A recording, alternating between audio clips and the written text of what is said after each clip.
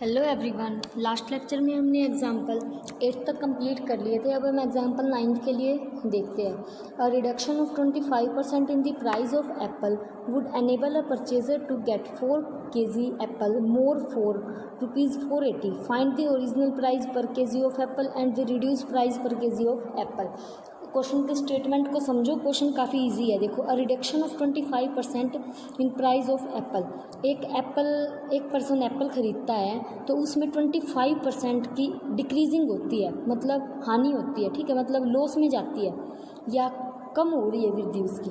25% उसके रेट जो है वो डिक्रीज़ हो गए हैं। ठीक है, तो उसको 4 किलो एप्पल ख़रीदने में 480 रुपये में वो 4 किलो एप्पल अधिक खरीद पा रहा है, तो उसका हमें ओरिजिनल प्राइस बताना है और जो रिड्यूस हुआ है वो वाला प्राइस बताना है। ठीक है, अगर मान लो आपके पास एक्स है, एक्स क्या है आपके पास, ओरिजिनल प्राइस है पर केजी ऑफ एप्पल। ठीक है, तो रिड्यूस कितना हुआ 25%, तो एक्स का 25% हुआ ना ओरिजिनल वैल्यू। अगर आप मान लो 100 रुपये की चीज़ पे, अगर आप कोई चीज़ 100 रुपये की लेके आते हो, ठीक है, और उस पे अगर मैं आपको बोल दूं कि इस पे 10% डिक्रीज़ हो रहा है इसका रेट, तो डिक्रीज़ किस पे होगा, 100 रुपीज़ पे, तो 100 वाली चीज़ पे ही तो होगा ना, 100 पे 10% डिक्रीज़ होगा। तो वही चीज़ इसमें है। देखो, एक्स क्या है, ओरिजिनल प्राइस है एप्पल का, तो एक्स पे 25% रिड्यूज़ हो रहा है रेट। ठीक है, तो एक्स का 25%, तो एक्स इंटू 25/100 क्या आ जाएगा, एक्स बाई 4 रुपीज़ आ गया हमारे पास। अब ये रिड्यूस रुपीज़ है, तो एक्स में से कितने रुपए कम कर देंगे हम, एक्स बाय 4 रुपीज़ कम कर दिए, तो हमारे पास क्या आ गया, ये तो रिड्यूस आ गया हमारे पास, रिड्यूस प्राइस आ गया 3/4x। ठीक है, अब देखो, quantity of apple purchase for 480 at original price. Original price जब एक्स था तो कितनी परचेज की थी उसने, 480 kg। ठीक है, और अब quantity of apple purchase in 480, अब उसने केजी जो प्राइस जो है 480 रुपीज़ में वो न्यू प्राइस पे परचेज कर रहा है, तो 480 अपॉन 3/4x, ठीक है, इक्वल टू क्या आ जाएगा, दिस। ठीक है, तो देखो यहाँ से अकॉर्डिंग टू गिवन प्रॉब्लम, यहाँ क्या है, ये हमारे पास न्यू प्राइस है और ये ओरिजिनल प्राइस है। तो अगर 640 upon X minus 480 upon X equal to 4k, ठीक है, तो क्या आ जाएगी एक्स की वैल्यू 40। ठीक है, तो ओरिजिनल प्राइस क्या आ गया आपके पास, 40 रुपीज़ पर केजी। ठीक है, ये देखो 4 kg एप्पल ले रहा है ना वो, तो देखो यहाँ से जब आपके पास प्राइस रिड्यूस हो रहे हैं, ओरिजिनल प्राइस क्या था, इतना था, रिड्यूस होने के बाद नया प्राइस क्या है, इतना है, और इस प्राइस पे जितना भी डिफरेंस है उसमें कितनी केजी एप्पल वो एक्स्ट्रा ले रहा है, 4 kg एप्पल एक्स्ट्रा ले रहा है, तो इसके डिफरेंस में 160 अपॉन एक्स इक्वल टू कितने केजी एक्स्ट्रा ली उसने, 4 kg, तो कितने रुपए पर केजी पे रिड्यूस हुए, उसके कितने रुपए बचे, 160 अपॉन 4 इक्वल टू 40 रुपीज़। तो ओरिजिनल प्राइस कितना है एप्पल का, 40 रुपीज़ पर केजी। ठीक है, उसके बाद देखो reduction in price of Apple पर केजी। रिडक्शन प्राइस बताना है हमें, किस पे होगा, 40 पे होगा, तो 40 का 25% क्या आ गया, 10 रुपीज़, तो 40 में से 10 माइनस कर दो, ये क्या है, जो रुपीज़ जो रिडक्शन प्राइस हुआ है वो कितना है, ₹30। Hence proved. एग्जाम्पल 10 देखो, price of A commodity is increase by 60%। अगर किसी चीज़ में 60% की इंक्रीज होती है, ठीक है, by what percent must a consumer reduce the consumption of the commodity so as not to increase the expenditure. मतलब अगर किसी चीज़ में वृद्धि हो रही है, इंक्रीज हो रहा है, तो उसकी मतलब कंजम्पशन में हम क्या कमी करें कि हमारे पास जो उसकी व्यय है उसमें इंक्रीज़ ना हो हमारे पास। ठीक है, अगर आप मान लो suppose cost per kg of commodity 1 रुपये है, अगर किसी की चीज़ की कीमत 1 रुपये है पर केजी पे, तो कंजम्पशन ऑफ कमोडिटी 100 kg होगी, तो टोटल एक्सपेंडिचर कितनी होगी, 100 रुपीज़ हो जाएगी। तो since the price is increase by 60%, अगर उसका इंक्रीज़ हो रहा है 60%, तो therefore increase in cost per kg पे होगा वो, तो 1 + 60 अपॉन 100 × 1 क्या आ जाएगा 8/5 रुपीज़ इंक्रीज़ हुआ। तो x kg पे क्वांटिटी पे हमारी जो इंक्रीज़ हुई वो कितनी हुई 8/5। तो एक्सपेंडिचर कितना हो जाएगा x इंटू 8/5। ठीक है, तो now since the expenditure is not to be increase, अगर एक्सपेंडिचर इंक्रीज नहीं होता है the expenditure has to maintain ₹100, अगर 100 रहता है तो x की वैल्यू क्या आ जाएगी 125/2 kg।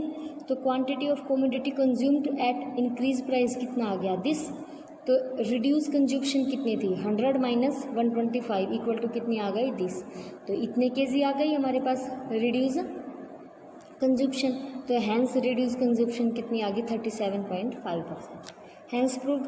एग्जाम्पल 11th देखो, in an examination Devendra secure 360 marks, his percentage of 40, his friend Mohit secure 436 marks in same exam, find the percentage of the marks secure by मोहित।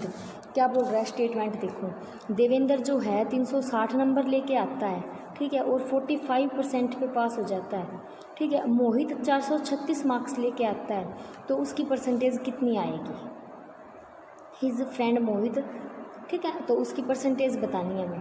तो देखो यहाँ से अगर आप मान लो आपके पास टोटल x मार्क्स का एग्ज़ाम है, ठीक है, तो x का 45% कितना है 360, तो x का 45% कितना आ गया 360। देखो जब आपके पास मान लो आपका 600 मार्क्स का एग्ज़ाम है, ठीक है, हमें यही तो बताना है कि हमारा कितने मार्क्स का एग्ज़ाम है। तो मान लो x मार्क्स का एग्ज़ाम है और x मार्क्स के एग्ज़ाम पे उसको 45% मार्क्स मिले हैं, 45% पे वो पास हुआ है और नंबर कितने आया उसके 360।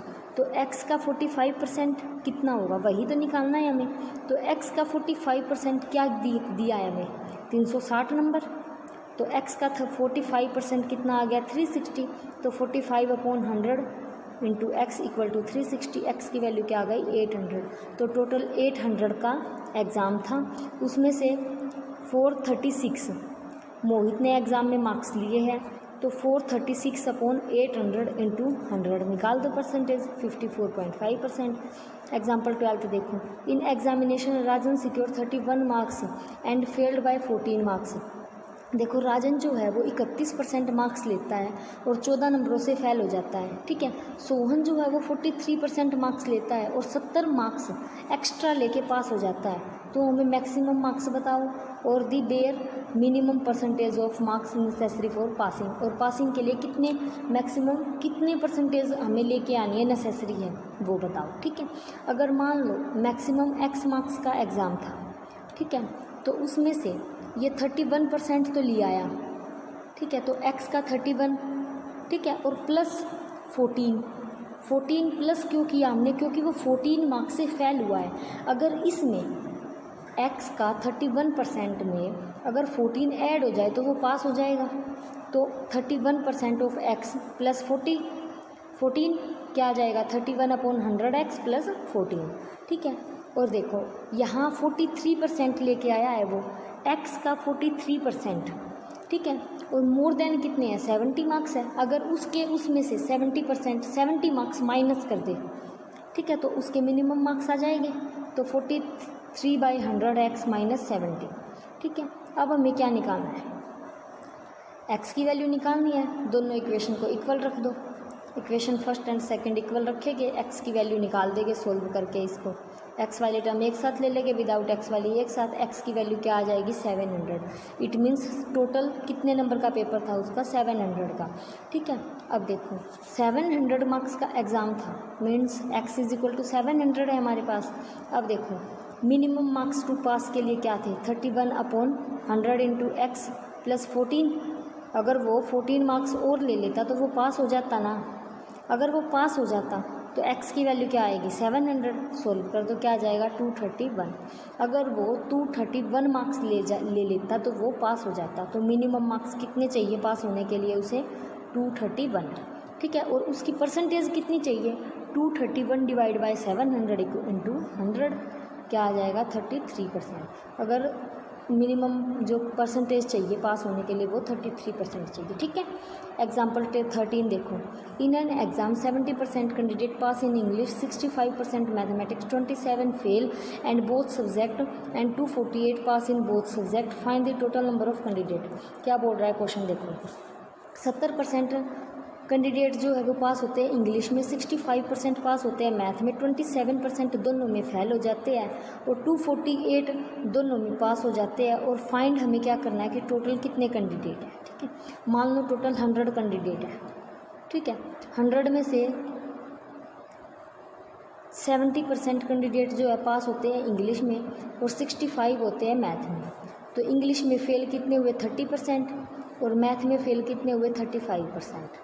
It means number of candidate जो फेल हुए हैं वो कितने हैं 35% मैथ में है और 30 कितने हैं इंग्लिश में।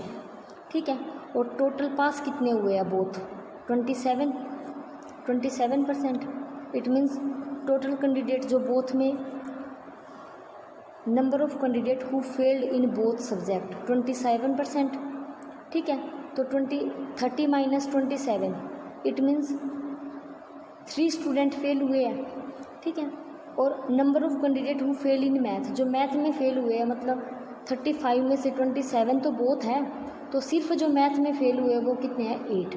तो टोटल फेल स्टूडेंट कितने हुए 27 स्टूडेंट तो ऑल दोनों सब्जेक्टों में फेल है, 3 स्टूडेंट ओनली इंग्लिश में फेल है और 8 ओनली मैथ में फेल है। तो टोटल कितने फेल है 38।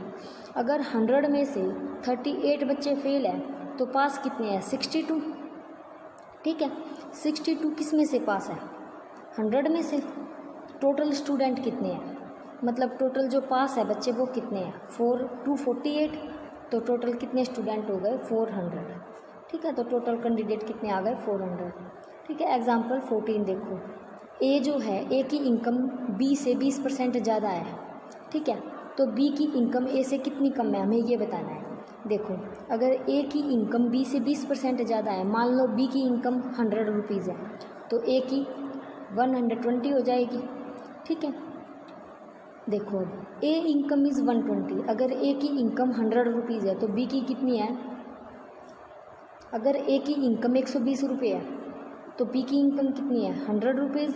अगर ए की इनकम 1 रुपीज़ है तो बी की इनकम कितनी आ जाएगी 100/120। अगर ए की इनकम 100 रुपीज़ है तो बी की कितनी आ जाएगी 100/120 इंटू 100 इक्वल टू इतने रुपीज़।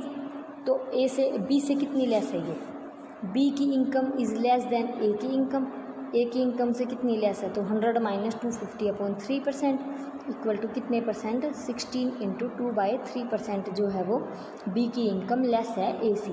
Hence proved. 15 देखो, Santa has some money with her, अगर संता कुछ पैसे कमाती है तो उसमें से देखो 50% वो दीपक को देती है, 30% भूपेंद्र को देती है, 60% वो डोनेट करती है और फिर भी उसके पास इतने रुपए बच जाते हैं। तो हमें ये बताना है कि उसके पास टोटल कितना अमाउंट है।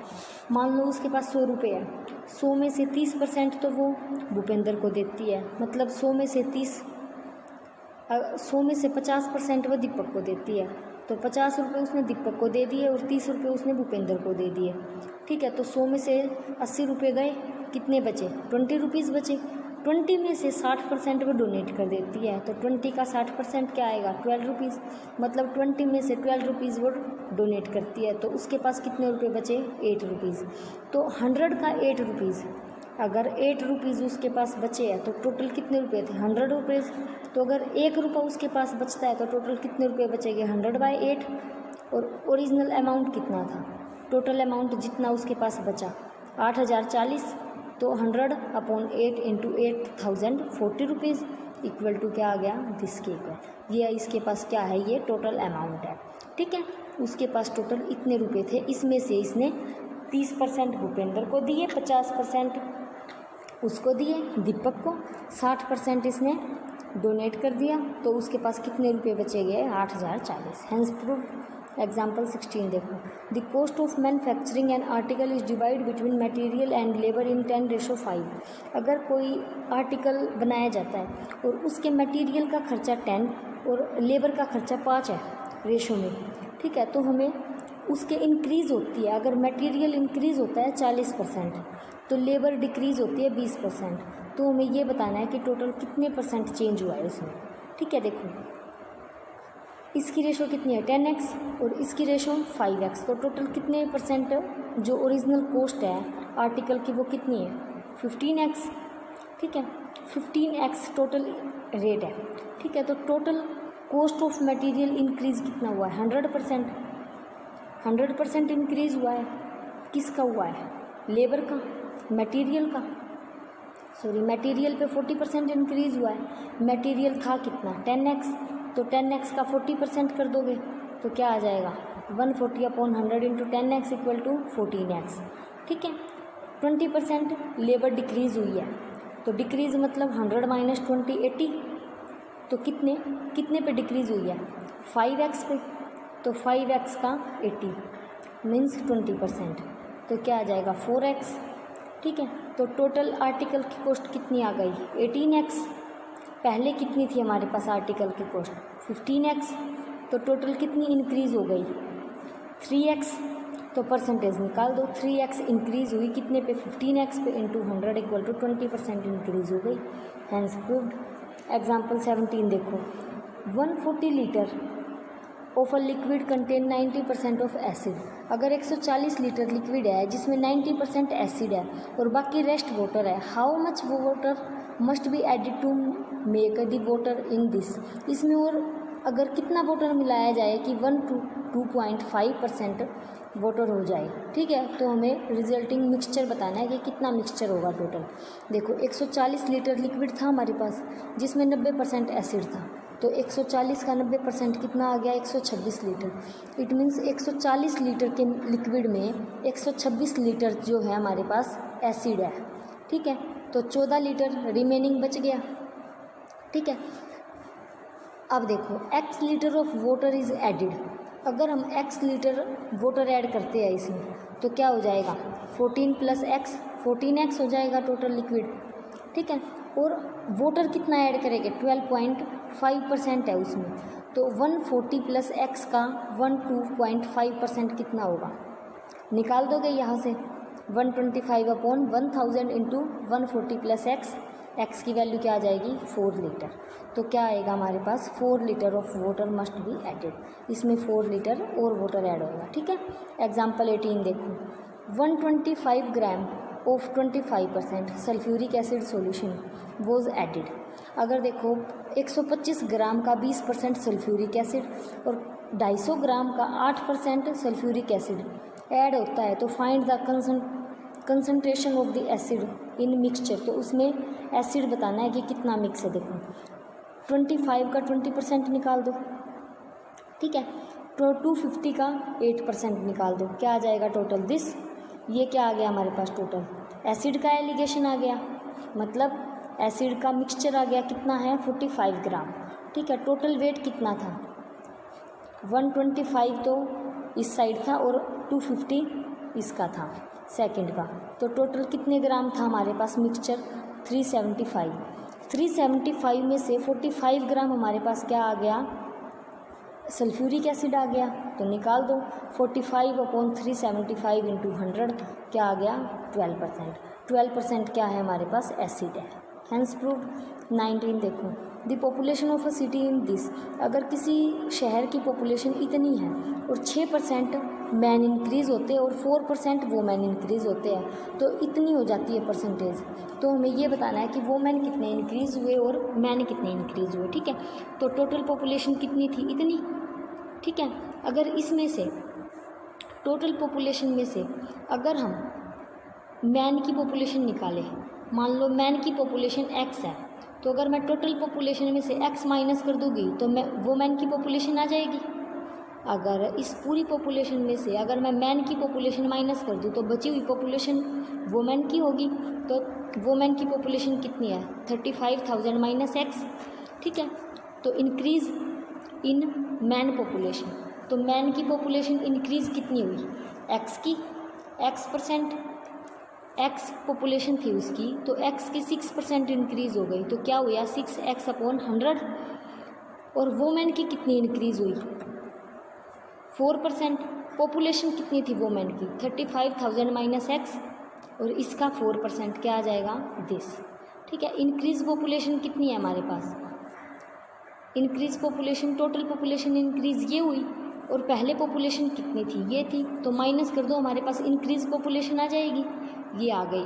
अब देखो ये तो हमारी पॉपुलेशन है मैन की, ठीक है, ये पॉपुलेशन है वोमेन की। अगर मैं इन दोनों को ऐड कर दूं और इक्वल टू इंक्रीज पॉपुलेशन के रख दूं तो हमारे पास क्या आ जाएगी, पॉपुलेशन टोटल आ जाएगी। एक्स क्या आ जाएगा हमारे पास, यहाँ से इसको सोल्व करोगे तो क्या आ जाएगा, एक्स 18,000।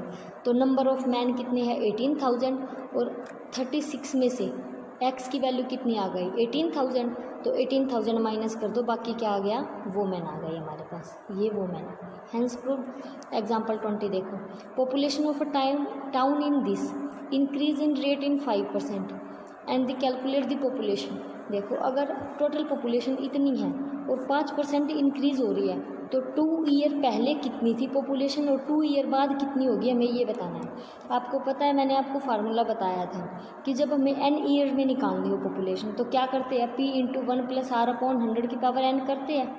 r क्या है हमारे पास 5%, टाइम कितना है 2 ईयर, पॉपुलेशन कितनी है इतनी, निकाल दो क्या आ जाएगी, 2 ईयर के बाद इतनी पॉपुलेशन होगी। ठीक है, 2 ईयर पहले निकालनी है हमें, तो 2 ईयर पहले निकालनी है तो ये क्या है, जो अभी पॉपुलेशन है वो है, ये तो वो पॉपुलेशन है जो अभी है हमारी, तो इट मीन्स p निकालना है हमें। ठीक है, प्रेजेंट पॉपुलेशन निकालनी है p, ठीक है, तो p निकालना है हमें, तो प्रेजेंट पॉपुलेशन कितनी है हमारी इतनी, और p निकालना है तो निकाल दो, p की वैल्यू यहाँ से क्या आ जाएगी 30। तो 2 साल पहले पॉपुलेशन कितनी थी, इतनी थी। हेंस प्रूव्ड, 2 साल पहले पॉपुलेशन इतनी थी, अब इतनी है पॉपुलेशन, और 2 साल के बाद पॉपुलेशन इतनी हो जाएगी। Hence proved. एग्जाम्पल 21 देखो, अब machine was purchase 3 year ago.